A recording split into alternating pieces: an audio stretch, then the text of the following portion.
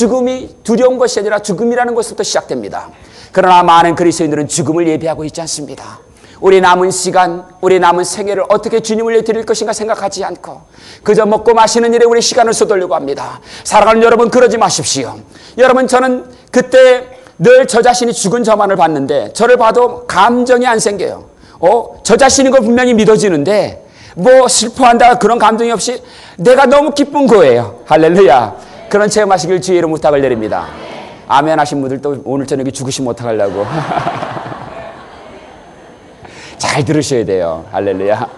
그래도 오늘 저녁에 이미 그분들은 다 확신이 있기 때문에 오늘 저녁에 주님 나라 갔다 다시 돌아가게 될 줄 믿습니다. 그런 일들이 많았으면 좋겠어요. 굉장히 많아졌으면 좋겠어요. 나는 천국의 그 체험을 한 사람들은요, 흔들리지 않는 믿음을 갖고 있는 것을 보고 있어요.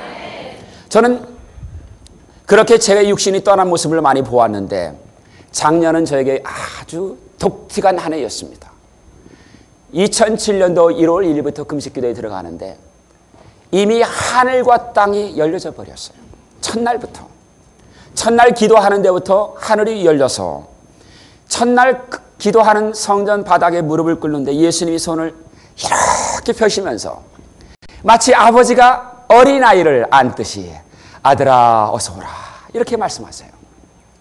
근데 그 예수님의 얼굴이 얼마나 밝고 얼마나 반가워하고 기다리고 있는지 혹시 여러분 가운데 40일 금식기도 감동 주시면 아멘 하시기 바랍니다. 아멘이 별로 없네요. 꼭 그런 거는 아멘 안 하시더라고요. 축복 많이 받으시기 바랍니다. 이건 많이 하시잖아요. 좋은 걸 많이 하세요. 할렐루야. 하나님을 위해서 희생하는 걸 많이 하시기 바랍니다. 할렐루야.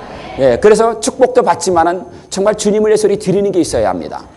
그런데 우리 하나님께서 딱 하는데 첫날부터 이렇게 하늘의 문을 열어주시는데 예수님이 저를 쫙 이렇게 어린아이처럼 저를 올라오시라고 하는데 제가 너무 놀라게 됐어요. 내 영이 나오는 거예요. 아니, 옛날에는 바라만 보다가 내 영이 나오는데 내가 놀라는 거예요. 여러분 그런 체험 해보셨어요? 내 영이 나오는 거예요. 그러면서 쫙 올라가서 올라갈 때 천사들이 하프를 키고 천사들이 트럼펫을 부는데 너무너무 아름다웠어요. 제가 어저께 아침에 어느 귀한 이제 장로님 댁에서 제가 자는데 아침에 오케스트라 단원이 와서 노래를 틀어준 줄 알았어요. 제가 새벽 한 4시 정도 됐나? 근데 그 찬양이 너무 아름다워서 하프 소리와 트럼펫 소리와 함께 쫙 찬양이 흘러나오는데 가사도 있지 않아요. 주님의 영광을 노래하라. 그를 찬양하라. 그러면서 쫙 노래가 올려오는 거예요. 그래서 어디서 누가 음악을 틀어놨나 하고 딱 일어났는데 집안에 아무 카세트가 없는 거예요. 그래서 딱 무릎을 꿇고 하는데 그 순간 방안이 환하게 밝아오면서 저 주변을 싸고 그냥 천사들이 딱 둘러싸가지고 이렇게 얘기하는 거예요. 하나님의 영광이 이미 임하였습니다. 그리고 여러분 교회를 대해서도 축복하시더라고요. 우리 천사들이 기다리고 있습니다. 이 날을 위해 하나님이 보내셨습니다. 얼마나 많은 천사들이 쫙 기다리고 기대하고 있는지 그것도 옛 연습을 하고 있는 거예요. 할렐루야. 하루 전부터. 근데 제 영이 막 마치 고향이 되는데 그렇게 기쁠 수가 없는 거예요. 여러분 이 일은 한 가지 일뿐만이 아니지요. 제가 성경을 보면서 이런 생각을 합니다. 많은 분들은 성경을 읽을 때 자기가 필요한 것만 읽습니다. 이제는 그렇게 읽지 마십시오. 성경 구절을 단 한 구절도 빠지지 마십시오. 다시 돌아갑니다. 오늘 마태복음 3장을 읽었을 때 오늘 세례 요한에게 세례를 받으신 예수님의 모습이 너무나 잘 그려져 있습니다. 내가 당신에게 세례를 받아야 할 텐데 감히 어떻게 내가 당신에게 세례를 줄 수 있습니까? 아닙니다. 이 일이 하나님의 의를 이루실 것입니다. 예수님 말하고 난 다음에 그 하나님의 아들이신 예수님이 세례 요한에게 세례를 받지 않습니까? 물에 들어갔다 나오셨을 때 하늘이 열리고 하늘을 본 자만이 하늘이 열린다고 기술합니다. LA 타임즈 기자는 하늘이 열린 것을 못 봤기 때문에 페네틱스라고 말을 했습니다. 그러나 여러분 성경을 기록한 기자들은 하나님의 영광을 보는 것은 하늘이 열린 것을 보았기 때문에 사도행전에 분명히 누가는 하늘로부터라고 말하고 있는 것입니다. 하늘이 열리는 것은 어디에 있습니까? 베드로가 옥에 갇혀 기도할 때 하늘이 열려서 옥문이 열려진 것입니다. 바울과 실라가 빌립보에서 기도할 때 그들이 찬송할 때 옥문이 열리고 쇠사슬이 끊겨지지 않습니까? 하늘이 열리는 역사가 임하는 것입니다. 스데반의 순교를 나갈 때 하늘이 열리고 인자가 하나님 우편에 계시는 것을 내가 보는도다. 할렐루야. 하늘이 열린 것을 본 자만이 하늘이 열렸다고 말하는 것입니다.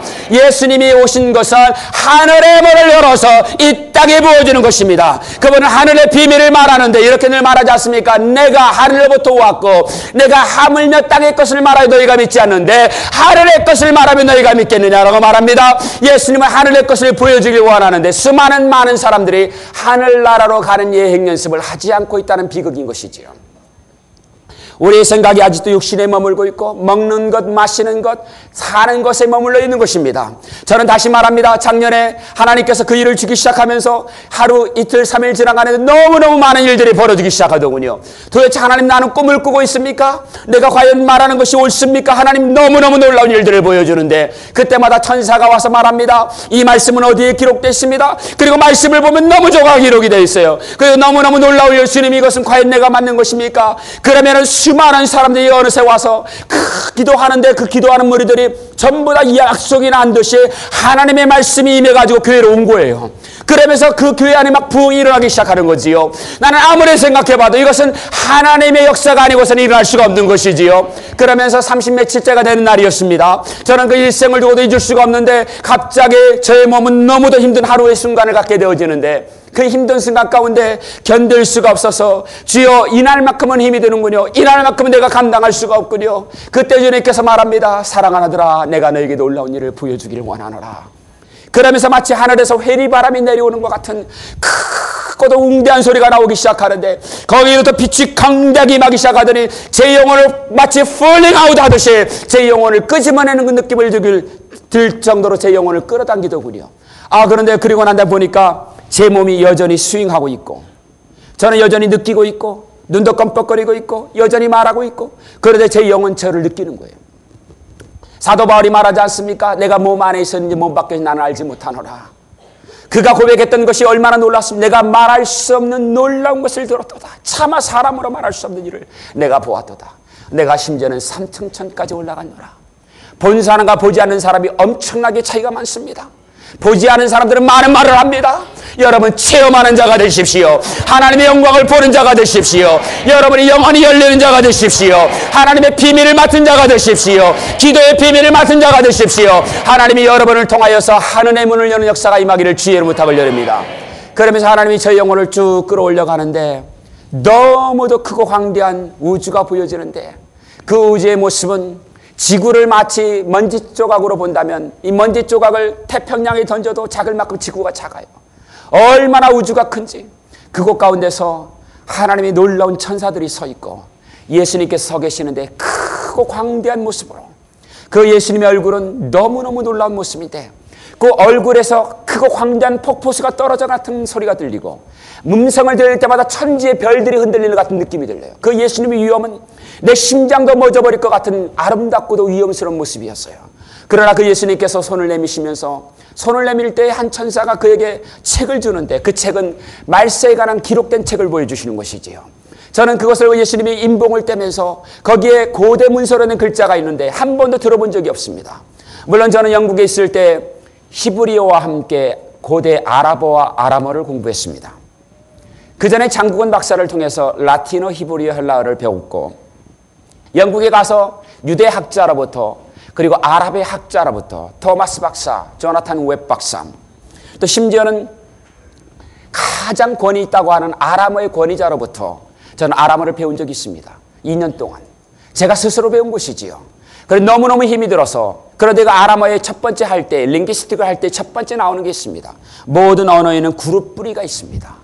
그래서 근동 언어는 근동언의 뿌리가 있습니다. 쇠기 문자가 있고 상형 문자가 있고 서령 문자가 있습니다. 이 세 개를 답하는 사람은 천재입니다. 아무도 대답을 안 하시네요. 어쨌든 쇠기 문자, 상형 문자, 서령 문자의 기원이 되고 그 다음에 발전되지는 그룹의 언어들이 있는데 그것은 히브리어와 아람어와 아랍어